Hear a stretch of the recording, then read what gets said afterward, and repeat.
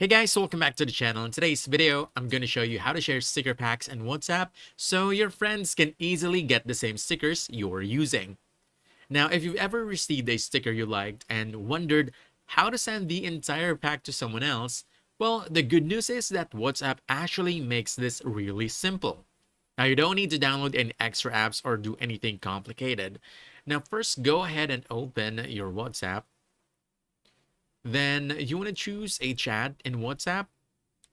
From here, you want to tap the sticker icon at the bottom in the message box to open your sticker library.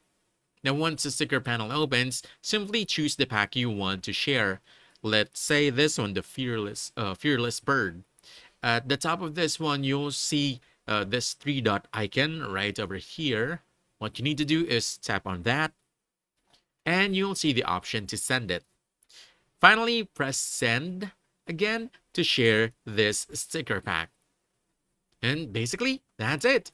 So whether you're sharing funny memes, reaction stickers, or theme packs, sending them is super easy once you know where to look in the sticker menu. So if you found this helpful, don't forget to hit that like button, subscribe for more quick guides, and I'll see you in the next one. Thanks!